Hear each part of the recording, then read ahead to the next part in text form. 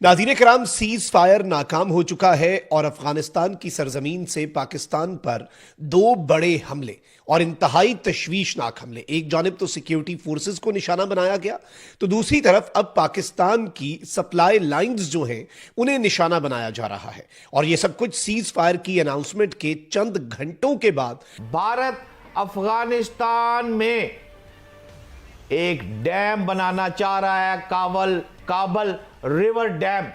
क्या आप उसको किस नजर से देखते हैं? फिलहाल जब मैं बात आपसे कर रहा हूं, फिलहाल भी हमले जारी हैं। अमल के अंदर पाकिस्तान की तरफ से, पूरी हुकूमत की तरफ से एक ग्रेट सरेंडर सामने आया है। कैसे यकीनी तौर पर आप जानना चाहेंगे।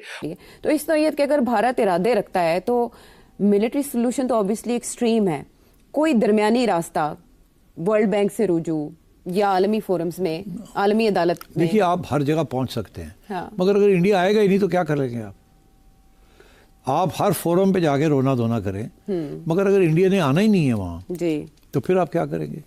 तो इंडिया, आप देखें, आप इतनी हिम्मत रखते हैं तो फिर सीधी बात ये बताएं आप देखने वालों को, आपके ख्याल से पाकिस्तान अफगानिस्तान की जंग में किसका ज्यादा नुकसान हुआ? पाकिस्तान का ज्यादा नुकसान हुआ या अफगानिस्तान का? अगर मगर नहीं, सीधी बात बताएं। तो सीधा सीधा सुने, ऑब्वियसली पाकिस्तान का ज्यादा नुकसान हुआ है और अफगानिस्तान से जंग जीतना है ना, ये भी आप अपना ज़हन बना लीजिए। मुझे लगता है, ये मैं अपनी बात कर रहा हूँ, पकड़ ना लीजिएगा, मुझे लगता है अफगानियों से जंग जीतना भी नामुमकिन है।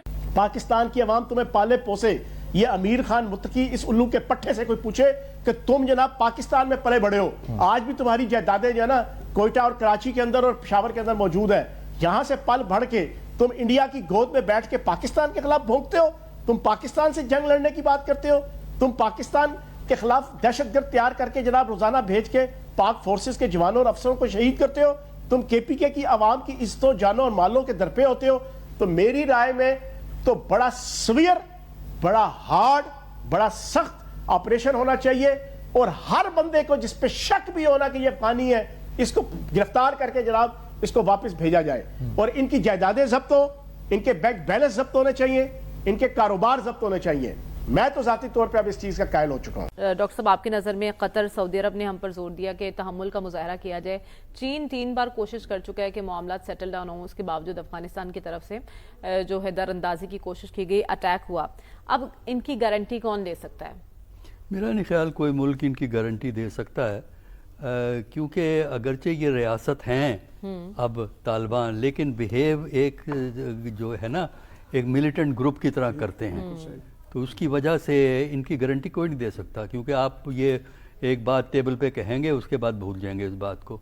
देखिए, 2-3 चीज़ें जो पाकिस्तान को लर्न करनी चाहिए और एक ईमानदाराना अंदाज में अपनी अफ़गानिस्तान पॉलिसी का जायज़ा लेना चाहिए।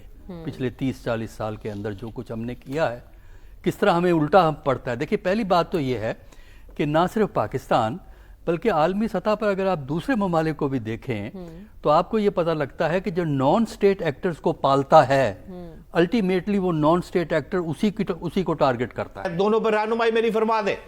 नहीं, पहली चीज़ तो ये है, इसको मैंने खुद हैंडल किया है। वो जो डैम बना रहा है, मैंने फॉरेन मिनिस्टर अब्दुल्ला से जब मीटिंग की थी तो मैंने उनको कहा था ये ख़तरनाक है, क्योंकि भारत पाकिस्तान की उस वक्त कई जंगें भी हुई थी, लेकिन मैंने कहा इंडस बेसिन ट्रीटी जो है उसने एक किस्म का की एश्योरेंस दी है। अभी भी भारत की मजाल नहीं कि इंडस बेसिन ट्रीटी को एक्चुअली वो एब्रोगेट करे। वो अपने लोगों को बहाना साजी करके कह रहा है कि जी हमने उसको सस्पेंड कर दिया है। और भी सस्पेंड क्या, मोदी साहब दरिया के सामने खड़े हो जाएंगे? वो तो माइटी इंडस है, क्या करेंगे? कुछ भी नहीं कर सकते। सिर्फ फ़र्क ये है कि हाँ, अंधे तो नहीं है पाकिस्तानी। जब वो खुदा न खास्ता ये जो चीज़ बनाएंगे तो 20-25 साल लगते हैं, तो अंधे तो नहीं यहाँ के लोग कि उनको पता हम भूख से मरेंगे, हमको रोटी नहीं मिलेगी और वो मोदी साहब को ये काम करने देंगे। वोट लेने के लिए जितने मर्जी बेवकूफ़ बना दें। हाँ, अफगानिस्तान में उनकी पुरानी ख्वाहिश है भारत की कि वो ज़रूर पाकिस्तान और अफ़गानिस्तान को लड़वाए। ये लड़वाने का एक तरीका है। तो मैंने जब अब्दुल्ला साहब से बात की थी तो उनका रवैया नेगेटिव नहीं था, बल्कि उन्होंने, मुझे अच्छी तरह याद है, मुझे कहा कि मैं आपको पूछ के जवाब दूंगा। मैं 1 घंटे तक मेरा हवाई जहाज़ खड़ा रहा काबुल एयरपोर्ट पे। बाद में पता चला कि प्रेसिडेंट करज़ई ने मंजूरी नहीं दी। तो ये तो पुरानी चीज है, कोई नई बात नहीं है कि भारत अब कोशिश कर रहा है। भारत तो दहाइयों से ये कोशिश कर रहा है कि जहां जहां पर भी दिवाली मनाई जा रही है, तमाम लोगों को छोटी दिवाली की मुबारक और बड़ी दिवाली की मुबारक तो सर हम कल ही देंगे, क्योंकि कल हमने सेलिब्रेट करना है बिल्कुल। लेकिन एक चीज का जरूर अफसोस रहेगा, वो ये कि इस बार ऑपरेशन सिंदूर की वजह से सर हमें मिठाई नहीं आ सकी इंडियन हाई कमीशन से।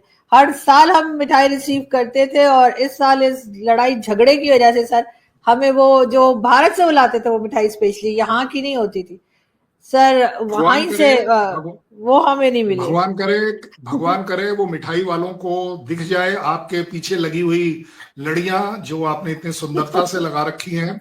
एक दिवाली की सेलिब्रेशन पाकिस्तान में कोई जाबाज पाकिस्तान की बेटी कर रही है, ये अपने आप में बहुत बड़ी मिठाई है। बहुत शुक्रिया सर।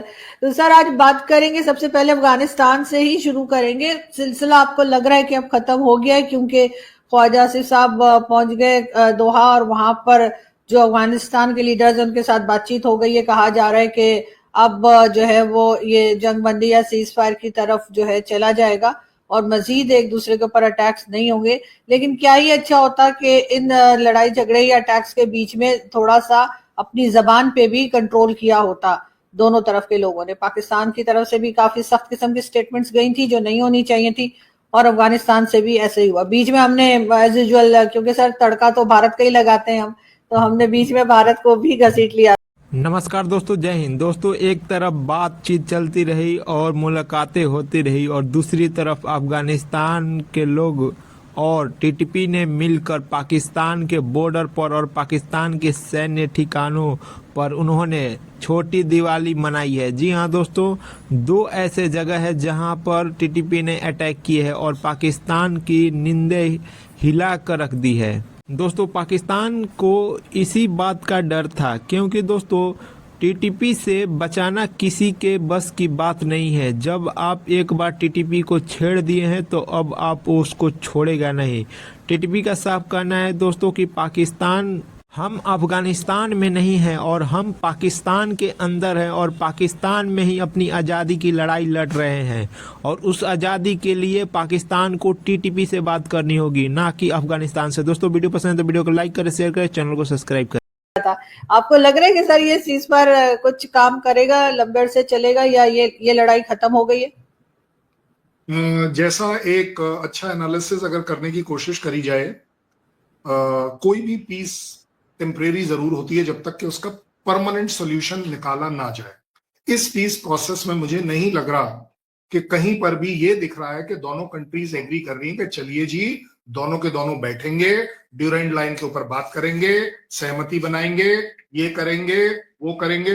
अगर आज आप इस पीस टॉक को, सो कॉल्ड इस सीज फायर को सीज फायर के तौर पर देख रहे हैं, क्यों देख रहे हैं? सीज फायर का मतलब है जो मैं आपकी तरफ गन चला रहा हूं और आप मेरी तरफ जो गन चला रहे हैं वो रुक गई। वो इसलिए नहीं रुकी है कि आप और हमारे बीच में कोई सहमति बन गई है। बड़ी मेजर बात कर रहा हूं, सहमति बनना आंसर है। जहां सहमति बनती है, मैं आपको आज